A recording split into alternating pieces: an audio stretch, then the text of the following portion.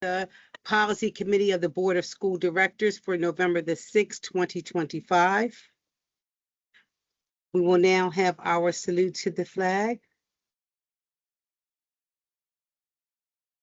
I pledge allegiance to the flag of the United States of America and to the republic for which it stands, one nation, under God, indivisible, with liberty and justice for all.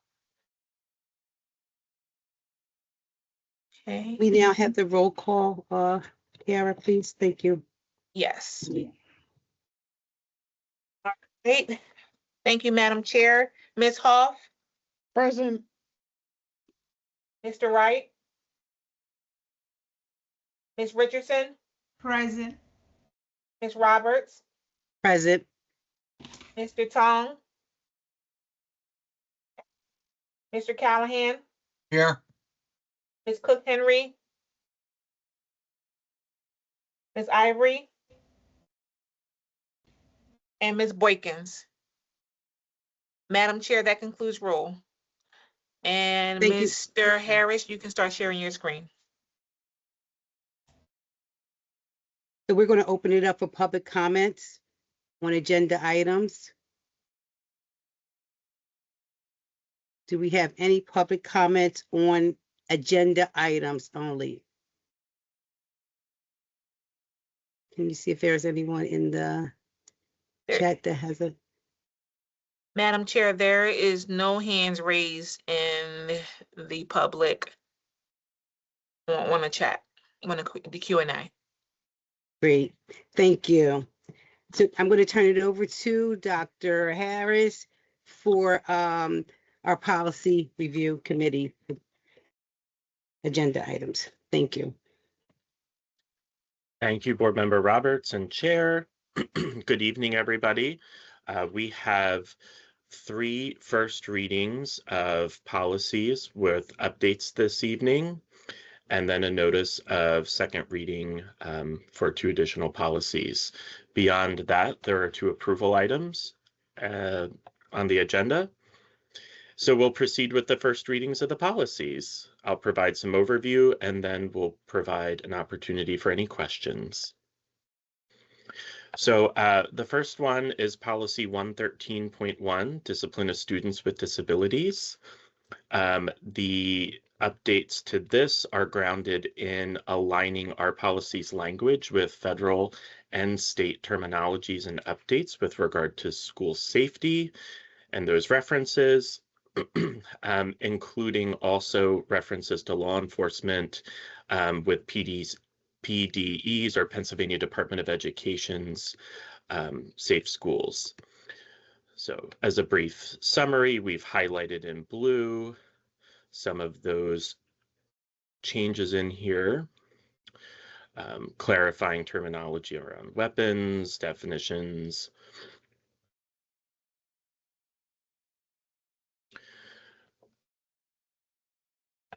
One of our next policies for first reading is related. It's policy 113.4, confidentiality of special education student information. This is a new policy to our policy manual, and one of the reasons that it's being recommended for adoption is that it is referenced by policy network recommendations for updates of the subsequent policy that you'll hear about. But I will provide the following highlights as to its purpose, what it provides, and why it's important. So it details the protections and privacy of personally identifiable information of students who happen to receive special ed services as it aligns with federal and state laws. It also outlines procedures for us to follow regarding the collection, storage, access, and sharing of those special education records. And it requires staff training to ensure those records are secure and that parent and guardian rights regarding access to those are defined.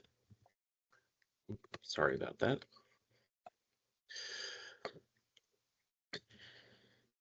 And As noted before, that policy was was prompted by our review of our suspension and expulsion policy, policy 233. The changes here include added language about compulsory school age, and again, the reference to the confidentiality of special education and student information. So you can see those clarifications there. In addition to that, it's further defined that the informal hearings in this process are conducted at the building level, and that if an incident rises to the recommendation of expulsion, that is heard by the board or an authorized committee of the board. And those are recommendations from our solicitor. Also below are the references I noted in summary about compulsory age and attendance.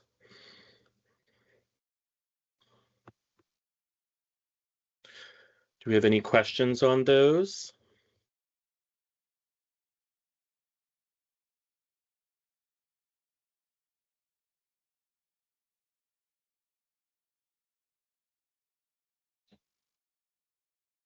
Are there any questions in the Q&A?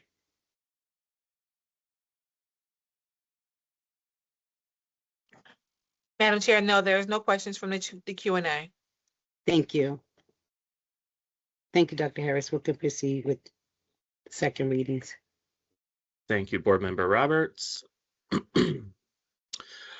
So the second readings are highlighted here: 209.2 diabetes management and policy 823 opioid antagonists.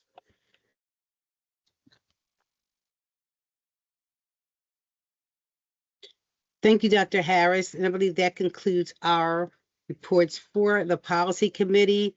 We're going to move to Mr. Deans for the approvals for the collective bargaining agreement and the salary track changes.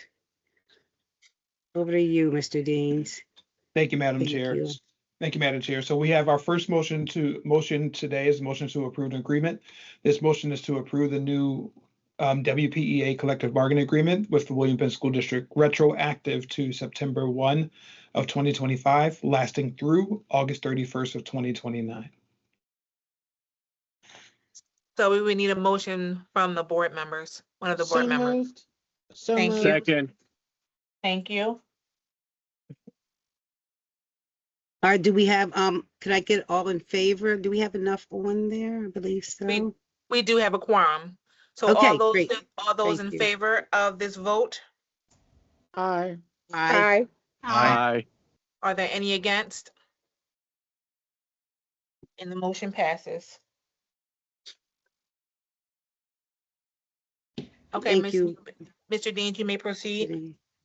Thank you very much. Madam Chair, there's one more motion for consideration today, and this is the motion to approve salary track changes. The new salary track changes for listed employees within the William Penn Education Association. So moved. Second. Second. Thank you, Mr. Callahan. All those All in those- favor? Go ahead. I'm sorry, Karen. All those in favor of the vote, Aye. Aye. Aye. are there any against? Any questions, comments, or concerns? The motion has passed. Thank you. So this concludes our policy committee report, our policy committee, and our next meeting will be held on, we will not have a meeting for, I would like to let you know, we will not be having a meeting for December. So we will be meeting back on January the 8th for our next policy committee meeting. Thank you all for attending. Thank you, Dr. Excuse Harris. me. Thank you, Ms. Excuse me. Yes? Excuse me, Ms. Robbins. sorry. I think Ms. Fink had her hand raised. Oh, I'm sorry. We didn't see that. Thank you for catching that, Dr. No problem. Beakers. Ms. Fink, can she be taken off of mute, please?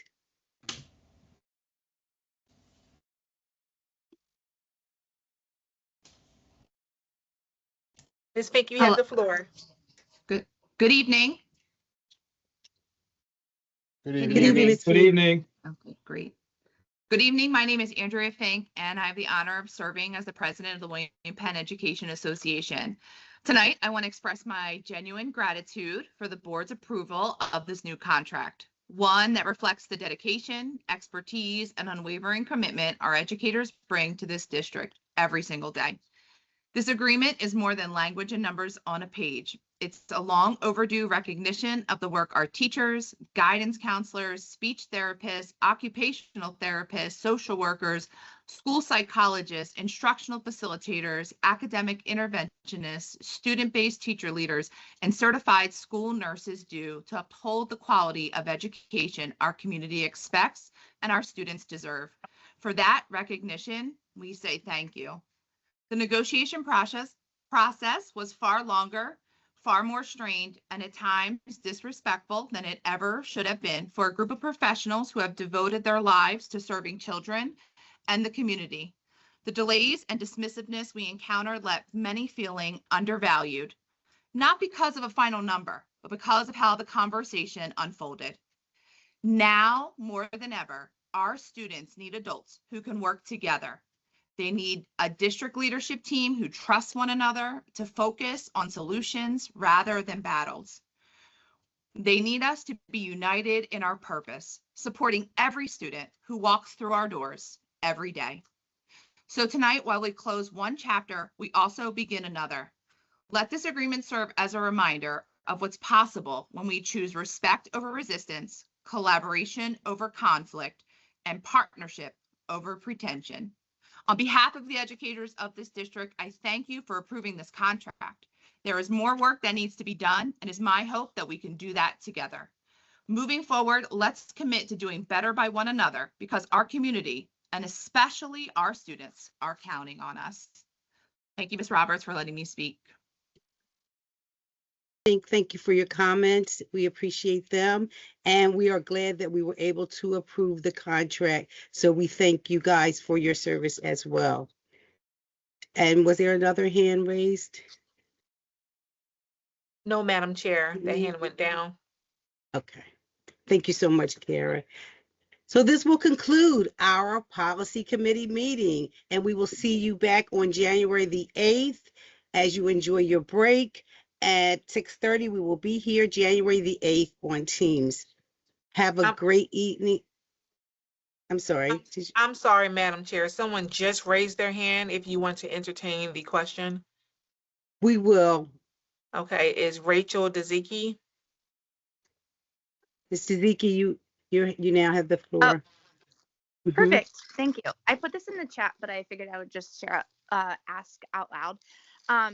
Just want to confirm because there was an email sent to those individuals that were up for a salary track change adjustment to that, and we were told, I think the wording was a little confusing, but I believe it was trying to say that the change would take effect because it was supposed to be at the board meeting on the 27th of October, but then I think what the email was trying to say was that it would wait until the contract was ratified and approved, which it was tonight. So just my question is just to confirm that those who received that email from HR about waiting, that is confirmation that we will now be receiving that salary track change, and that is like just official confirmation.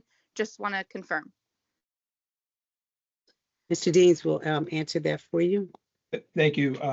Thank you, Ms. Roberts. So, Mr. Ziki, thank you for your question. I did answer your question in the chat, but you will receive more information in terms of next steps tomorrow via email. But the salary track changes that were approved today are reflective of the new contract, and they will be moving forward.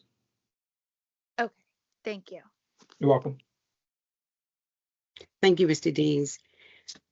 Well, that will conclude our meeting for this evening, our policy committee meeting. As I said, we will see you on January the 8th and at 6:30 p.m. Everyone enjoy their break for December and have a good evening. Meeting adjourned. Goodbye.